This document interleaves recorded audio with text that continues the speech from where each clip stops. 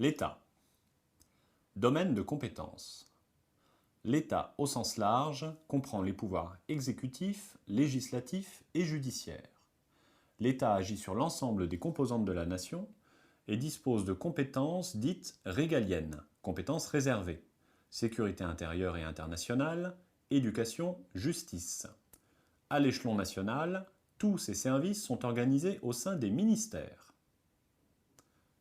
Qui est à sa tête, élu ou nommé?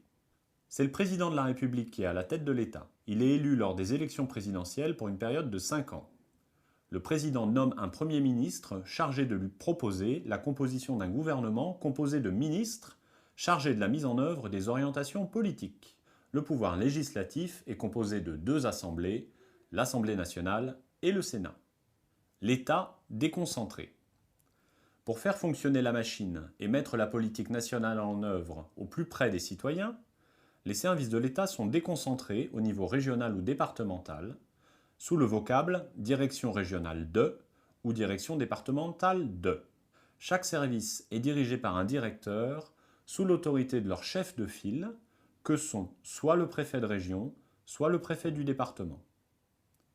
Vous avez certainement entendu parler de la Direction régionale de l'action culturelle, ou DRAC, de la Direction du travail et de l'emploi, DIRECT, de la DRJS, Direction régionale de la jeunesse et des sports, de la DDCSPP, Direction départementale de la cohésion sociale et de la protection des populations, de la Direction départementale de l'agriculture, DDA, etc.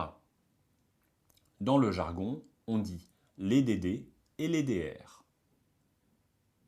Le lien avec les centres sociaux.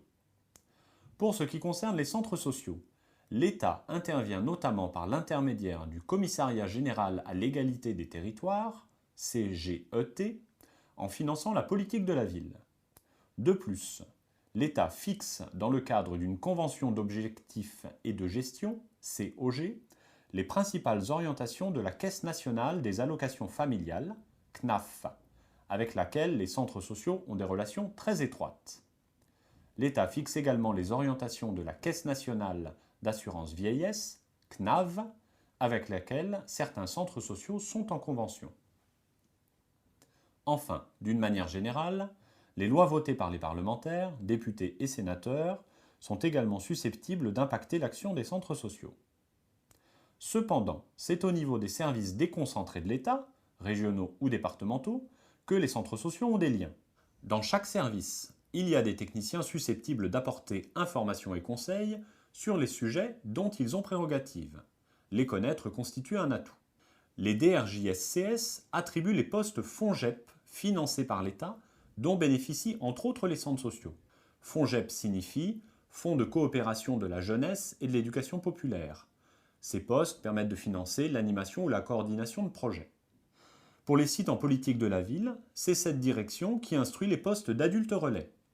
C'est cette direction également, ainsi que celle de la DDCSPP, qui s'assure de l'application réglementaire en matière d'accueil d'enfance et de jeunesse.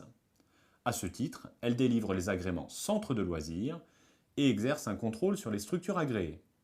Elle délivre également les agréments éducation populaire aux associations qui en font la demande.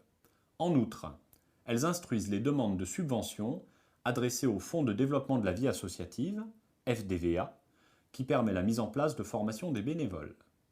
Elle dispose de quelques crédits pour soutenir les projets éducatifs locaux. Elle se charge de la mise en œuvre du dispositif Emploi d'avenir et de la certification des diplômes de la filière jeunesse et éducation populaire, BPGEPS, DGEPS, DESGEPS. Ces diplômes sont les diplômes de référence pour les animateurs et les directeurs de centres sociaux. Pour l'octroi d'emploi aidé, vous aurez affaire avec les services de la DIRECT, la Direction du travail et de l'emploi. Pour un projet culturel, ce sera au niveau régional avec la DRAC, la Direction des affaires culturelles. Et la liste n'est pas exhaustive. Chaque direction dispose de quelques crédits permettant le subventionnement d'actions en lien avec les priorités politiques définies au niveau national. Quelques, ça veut bien dire ce que ça veut dire, ils se raréfient.